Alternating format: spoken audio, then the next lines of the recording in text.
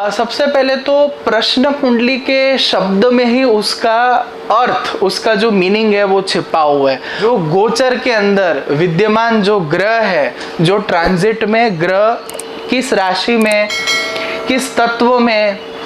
किस तरह से वो भ्रमण कर रहे हैं, किस अवस्था में है, उस हिसाब से वो एक पूरी कुंडली बनाई जाती है, जिसको हम प्रश्न कुंडली या प्रश्न शास्त्र कहते हैं। ओम नमः शिवाय। नमस्कार दोस्तों, मैं एस्ट्रो फ्रेंड आपका उज्जवल, एस्ट्रो फ्रेंड उज्जवल, खेतेश्वर रुद्राक्ष और एस्ट्रोलॉजी के आज के एस्ट्रोलॉजी एपिसोड में आपका हार्दिक स्वागत करता हूं। दर्शकों, आपने मेरे पिछले वीडियो का बहुत ही ज़बरदस्त एप्रिसिएशन किया, बहुत ही मेरे वीडियोस को सराहा। उसके लिए मैं आप सभी दर्शकों का खूब खूब धन्यवाद करना चाहूँगा। और आज मैं आपके लिए लेके आया हूँ एक बहुत ही ज्योतिष शास्त्र का इंटरेस्टिंग टॉपिक। शायद आप जो भी लोग हैं वीडियो देखने वाले, वो उसमें से कुछ लोग इस विषय में जानते भी होंगे, और वो है प्रश्न कुंडली। तो ज्योतिष शास्त्र के अंदर प्रश्न कुंडली क्या है, व्हाट इज प्रश्न कुंडली? तो मैं आपको यहाँ पे एक चीज़ डिटेल में थोड़ा बताना चाहूँगा कि ज्योतिष शास्त्र के अंदर, वैदिक एस्ट्रोलॉजी के अंदर बहुत सारी पैटर्न्स है, बहुत डिफरेंट मेथड्स है, और उसका उपयोग करके हम किस तरह से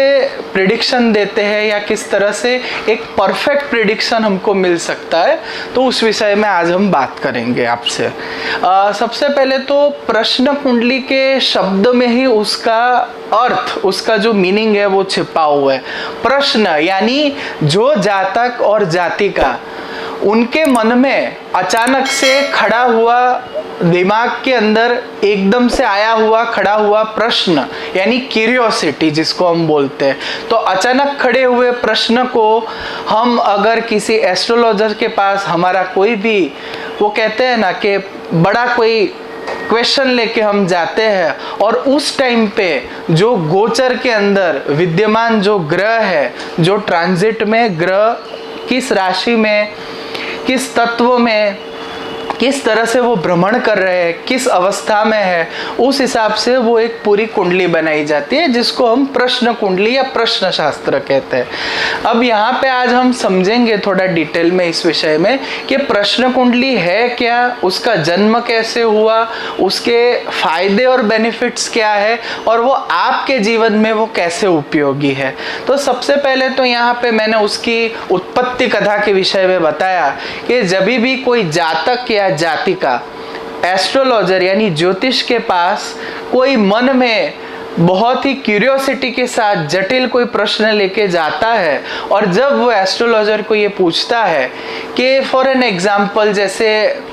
आज मैं इंटरव्यू देने जा रहा हूँ, तो आपको आचार्य जी, पंडित जी, ये लगता है कि मुझे ये जॉब मिल जाएगी, या मैं ये इंटरव्यू में सक्सेसफुल हो जाऊँगा कि नहीं।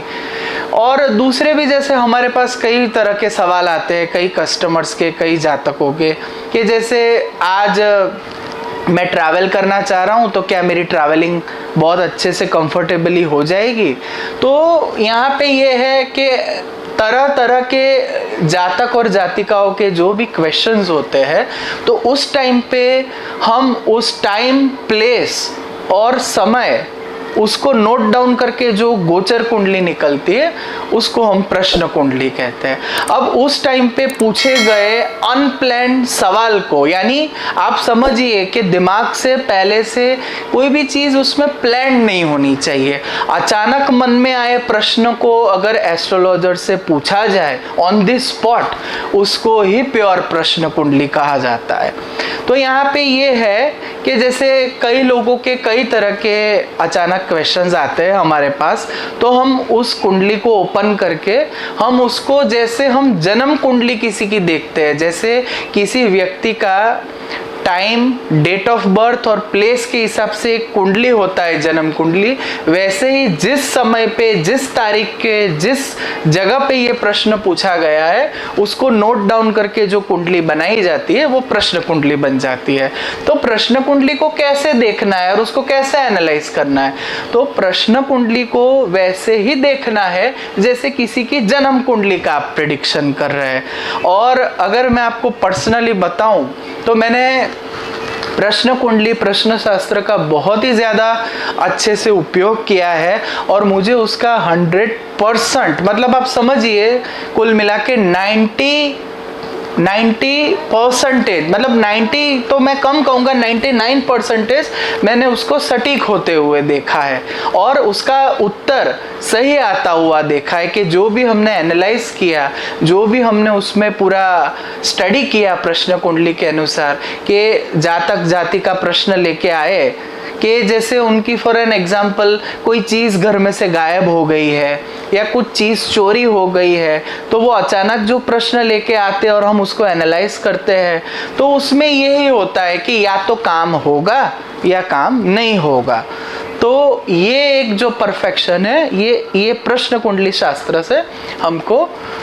कंप्लीटली परफेक्टली हमको जानने को मिलता है। दूसरा पॉइंट यहाँ पे मैं एक चीज़ ये कहना चाहूँगा, दूसरा इसमें एक पॉइंट है कि प्रश्न कुंडली में कौन सा लग्न आ रहा है। प्रश्नकर्ता यानी लग्नेश और लग्न भाव, और उसका जो मेन इम्पॉर्टेंट जो क्वेश्चन है, सपोज फॉर एन एग्जाम्पल किसी ने ये पूछा कि पंडित जी मैं प्रॉपर्टी खरीदना चाहता हूँ, तो आपको क्या लगता है कि मैं ये प्रॉपर्टी खरीद पाऊंगा? या सपोज कोई लड़की आती है पूछती है कि आज मैं सो एंड सो लड़का देखने जाने वाली हूँ, तो आपको क्या लगता है कि इसके साथ मेरा फ्यूचर बनेगा या मैरिज को लेकर आज मेरी कोई बातचीत आगे बनेगी? या सपोज कोई बंदा आज अगर जॉब के लिए इंटरव्यू देने जा रहा है तो वो अगर क्वेश्चन पूछने आया जॉब के रिलेटेड, तो क्या उसको जॉब मिलेगी या नहीं मिलेगी, वो सिलेक्ट होगा या नहीं होगा, या अगर कुछ होगा तो कब तक होगा? तो यहाँ पे ये है कि जो क्वेश्चन पूछने वाला व्यक्ति है वो प्रश्न कुंडली का लग्न भाव है। सप्तम स्थान जो है वो उसका सपोर्ट हाउस है कि सामने वाले व्यक्ति की तरफ से उसको पॉजिटिव नेगेटिव किस तरीके का रिस्पॉन्ड मिलेगा। दूसरी बात, ये प्रश्न कुंडली के अंदर जो भाव के रिलेटेड जिस हाउस से संबंधित क्वेश्चन पूछा जाता है, जैसे कि अभी मैंने आपको बताया फॉर एन एग्जांपल प्रॉपर्टी को लेकर अगर क्वेश्चन है किसी का प्रश्न कुंडली में, तो हम 4th हाउस देखते हैं या उसके रिलेटेड जो कारक ग्रह वो देखते हैं। और सबसे ज़्यादा इम्पोर्टेंस ये है कि जिस भाव के संबंधित जिस कार्य के संबंधित प्रश्न पूछा गया है उसको हम कार्येश बोलते हैं। तो कार्य सिद्ध होगा कि नहीं, ये हम प्रश्न कुंडली के द्वारा हम डेफिनेटली उसको एक गाइडलाइन दे सकते हैं और एकदम प्रॉपरली उसको हाँ या ना में सही उत्तर मिल सकता है। तो कार्येश यहाँ पे बहुत इंपॉर्टेंट वर्क करता है। उसके बाद आता है चंद्रमा, कि भाई प्रश्न कुंडली में चंद्रमा किस स्थान में जा रहा है, मतलब कितने समय में जातक और जातिका को सक्सेस मिलेगा, उसकी डिजायर पूरी होगी। और प्रश्न कुंडली के चंद्रमा की स्थिति के ऊपर से ही पता चल जाता है। कई बार तो हमको कस्टमर आता है ना हमारे पास, मैं आपको मेरा एक पर्सनल बताऊं यहाँ पे एक इंसिडेंट, कि जैसे हमारे पास कंसल्टेशन के लिए लोग आते हैं तो कई बार तो हमको ये पता चल जाता है प्रश्न कुंडली से ही कि आज जो बंदा या जो जातक जातिका हमको कंसल्टेशन के लिए देखने के लिए या मिलने के लिए आ रहा है डिस्कस करने के लिए, तो उसका प्रॉपर किस क्षेत्र को लेकर क्वेश्चन होगा। तो चंद्रमा जिस स्थान में बैठा होता है प्रश्न कुंडली में, उस हाउस के रिलेटेड व्यक्ति की डिजायर या क्वेश्चंस होते हैं। जैसे कि किसी का 7th हाउस में प्रश्न कुंडली में 7th हाउस में अगर चंद्रमा आया तो बात पक्की है कि जो आने वाला व्यक्ति है कंसल्टेशन के लिए वो मैरिज के संबंधित या तो पार्टनरशिप के रिलेटेड वो कोई क्वेश्चन पूछेगा। तो चंद्रमा से प्रश्न कुंडली में ये हम अंदाजा लगाते हैं कि प्रश्न किस चीज को रिलेटेड है। लग्न से प्रश्नकर्ता कितना सही है गलत है, उसका प्रश्न क्या है, उसको सक्सेस मिलेगा या नहीं मिलेगा वो देखा जाता है। और उसके बाद आता है सबसे इंपॉर्टेंट पॉइंट, कार्येश। तो प्रश्न कुंडली के अंदर कार्येश जिस स्थान में होता है, मतलब जैसे कि मैंने आपको बताया मैरिज के रिलेटेड क्वेश्चन है तो मैरिज हाउस का स्वामी, फाइनेंस के रिलेटेड अगर पेमेंट के रिलेटेड क्वेश्चन है तो 11th और 2nd हाउस का स्वामी, और अगर कोई अगर जैसे ये प्रश्न कुंडली में मैंने एक चीज और भी आपको कहना चाहूंगा, ये भी मैंने बहुत अच्छे से देखा है कि जैसे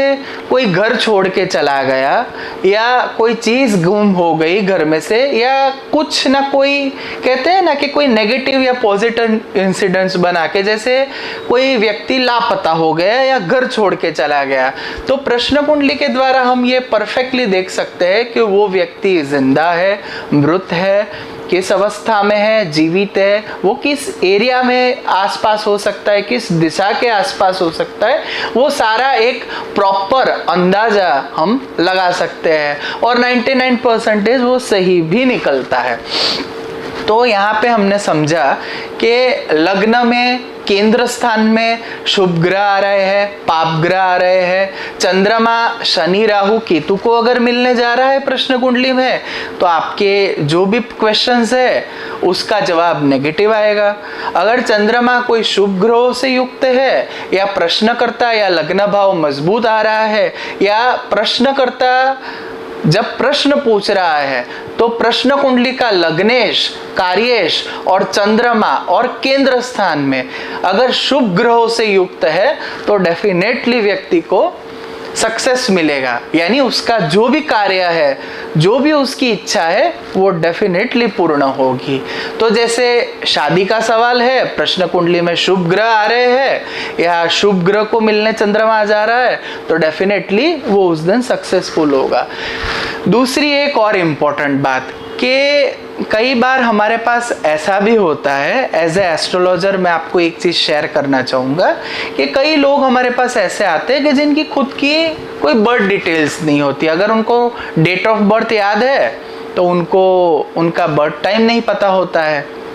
या तो किसी को लेकर अगर उनको क्वेश्चन पूछना है, जैसे पार्टनरशिप को लेकर या ट्रैवलिंग को लेकर या तो मैरिज को लेकर, या कोई ऐसी परिस्थिति में कि जिसमें आपको सामने वाले की बर्थ डिटेल्स नहीं पता है और आपको अगर क्यूरियोसिटी है उस चीज़, उस मैटर के विषय में जानने की, तो यहाँ पे मैं ये कहूँगा कि जिन लोगों का बर्थ डिटेल्स नहीं है और वो उस टाइम पे अगर हमारे पास आते हैं और हम अगर वो कुंडली निकालते हैं तो उस कुंडली का हम जैसे व्यक्ति का अपना ओरिजिनल चार्ट है उस हिसाब से हम उसको पूरी लाइफ का प्रिडिक्शन देते हैं कि भाई तुम्हारा करियर कैसा रहेगा, तुम्हारा फाइनेंशियल सिचुएशन कैसा रहेगा, तुम्हें बिजनेस करना चाहिए या जॉब करनी चाहिए, तुम्हारी मैरिज कब तक होगी या तुम्हारी मैरिज लाइफ कैसी रहेगी, तुम्हें लाइफ पार्टनर कैसा मिलेगा। So and so there are so many things के प्रश्न कुंडली के आधार पे हम उसको एक निर्देश कर सकते हैं, उसको एक आइडिया दे सकते हैं प्रॉपर कि ये तुम्हारा पूरा लाइफ है। हाँ, एक चीज मैं ये भी कहना चाहूंगा कि अगर किसी की खुद की अपनी कुंडली है और अगर वो पहले से ही दिमाग में प्लान करके आया है कि आज पंडित जी को मैं ये टाइम पे ये क्वेश्चन पूछूंगा, तो प्रश्न कुंडली कभी भी सही नहीं आ सकती। यहाँ पे एक चीज कहना चाहूंगा कि अगर आपको बहुत ही सटीक, इंटरेस्टिंग, अगर आपको परफेक्ट आंसर और गाइडेंस चाहिए प्रश्न कुंडली के, तो कभी भी प्लान करके या सोच विचार करके पंडित जी के पास या एस्ट्रोलॉजर के पास नहीं जाइए कि मैं ये आज सोच के या इस चीज़ का पूरा कहते हैं ना कि प्लान करके जाऊंगा कि इसका क्या आएगा। और अगर कोई day to day regular basis पे बार बार किसी एक सवाल को लेकर या बहुत ज़्यादा सवालों को लेकर अगर वो प्रश्न कुंडली पूछ रहा है तो वो भी गलत आ सकती है। देखिए, कोई भी विद्या है या कोई भी शास्त्र है तो यहाँ पे एक चीज़ है कि अगर उसका प्रॉपर तरीके से, प्रॉपर ढंग से अगर हम उसका उपयोग करते हैं तो वो हमको डेफिनेटली निश्चित रूप से हमको यूज़फुल होता है। अदरवाइज अगर आप प्लान करके या अपने हिसाब से या झूठ मूठ का मन में कहानी बना के क्वेश्चंस लेके गए तो वो प्रश्न कुंडली गलत आएगी। तो यहाँ पे मैं इतना ही कहूँगा दर्शकों को, आप लोगों को, कि जितने नेचुरल क्वेश्चंस पूछोगे उतनी ही प्रश्न कुंडली आपको सटीक और क्लैरिटी वाले आंसर्स देगी। तो आप लोग अब इतना तो समझ गए मेरी इतनी बातें सुन के कि प्रश्न कुंडली इज़ रियली हेल्पफुल। अगर आप कोई अच्छी न्यू बिगिनिंग करना चाहते हैं। जैसे मेरे पास कई लोग आते हैं कि क्या मैं 2 दिन के बाद कोई नया बिजनेस सेटअप करूं, मुझे करना चाहिए, मुझे बिजनेस करना चाहिए, या आज या कल या अभी मैं इंटरव्यू देने जाऊं। या वो कहते हैं ना कि कई लोग ये भी हमको क्वेश्चंस पूछने आते हैं प्रश्न कुंडली में कि जैसे मैं कोई बड़ा निर्णय या जैसे लोन लेना, विदेश यात्रा के लिए प्रोसीजर करना, कोई बहुत बड़ा इम्पोर्टेंट कार्य करना, तो इस तरह की जो चीज़ें हैं इसमें आप डेफिनेटली प्रश्न कुंडली या प्रश्न शास्त्र का बहुत ही अच्छा उपयोग कर सकते हैं और जिससे आपको बहुत अच्छे लाभ होंगे। पर हाँ, अगर प्रश्न कुंडली के आधार पर अगर आप कहते हैं ना कि लाइफ के मेजर डिसीजंस लेना चाहते हो तो दैट इज नॉट पॉसिबल। और यहाँ पे कुछ टर्म्स और कंडीशंस भी है प्रश्न कुंडली में कि जैसे आप एक ही टाइम पे कोई एक मेजर क्वेश्चन पूछ सकते हैं या एक इम्पॉर्टेंट क्वेश्चन पूछ सकते हैं। आप एक दिन में कम से कम 2 या 3 सवाल पूछ सकते हैं और वो भी अलग अलग टाइम पे, और वो भी ऑल ऑफ सडन या इंस्टेंट अगर कोई क्वेश्चन है तो वो पूछ सकते हैं। बाकी 1 या 2 से ज़्यादा अगर आपके क्वेश्चंस है और अगर बार बार आप कोई एस्ट्रोलॉजर को प्रश्न कुंडली के द्वारा अगर सब पूछ रहे हैं प्रिडिक्शंस, तो that will never get corrected, मतलब वो कभी भी सही नहीं आएगा, it will never come true. तो ये आपको एक ध्यान रखना है। तो मैं ये कहना चाहूँगा कि आप लोग भी प्रश्न कुंडली का एक सही तरीके से उपयोग करिए। आपके भी मन में अगर कई बार ऐसे प्रश्न आते हैं कि मुझे ये करना चाहिए या नहीं करना चाहिए, या मेरा काम कब तक बनेगा, जैसे कि मेरे पास कई बिजनेस के लोग भी आते हैं तो उन लोगों के ज़्यादातर ये क्वेश्चंस होते हैं कि मेरा इतना पेंडिंग अमाउंट है किसी से लेन देन में, तो मुझे ये अमाउंट कब तक मिलेगा, मतलब मेरी पेमेंट कब तक आएगी। जैसे किसी को किसी से उधार लेने हैं या देने हैं, लोन लेनी है या कोई बैंकिंग ट्रांजैक्शन करना है, तो करना चाहिए नहीं करना चाहिए, मतलब इन शॉर्ट सो एंड सो इतनी चीज़ों के लिए आप प्रश्न कुंडली का डेफिनेटली इस्तेमाल करिए, इसका पूरा लाभ लीजिए। और हाँ, ये डिपेंड करता है कि एस्ट्रोलॉजर जो है वो प्रश्न कुंडली को कितने डिटेल स्टडी में और प्रॉपर एनालाइज करने वाला है। अगर आपको कोई बहुत ही अच्छा एक्सपर्ट एस्ट्रोलॉजर मिले तो उससे ही आपको यह प्रश्न कुंडली के बारे में पूछना चाहिए और उसका सही इस्तेमाल आपको करना चाहिए। तो आपको ये कहना चाहूँगा कि आपको भी अगर कई बार ऐसे कुछ क्वेश्चंस है या कभी ऐसे क्वेश्चंस आते हैं तो डेफिनेटली आप हमारा खेतेश्वर रुद्राक्ष का संपर्क कर सकते हैं और हम आपको प्रश्न कुंडली के द्वारा डेफिनेटली एक प्रॉपर गाइडलाइन दे सकते हैं बहुत अच्छे तरीके से कि आपका काम होगा नहीं होगा, कब तक होगा, कितने समय में होगा, या किस तरीके से होगा, या होगा भी या नहीं होगा। इन शॉर्ट इतना हम नतीजे पे आ सकते हैं। तो आशा करता हूँ कि आपको ये प्रश्न कुंडली का जो ये हमारा एस्ट्रोलॉजी का आज का एपिसोड है, वीडियो है, वो बहुत ही पसंद आएगा। आपके भी मन में अभी ये वीडियो सुन के बहुत सारी क्यूरियोसिटी हुई होगी और बहुत सारी चीज़ें आप जानना चाहते होंगे। तो अगर आपको ऐसे कोई भी क्वेरीज है तो आप डेफिनेटली हमारा संपर्क करें, हम आपके लिए हमेशा उपलब्ध हैं। ओम नमः शिवाय।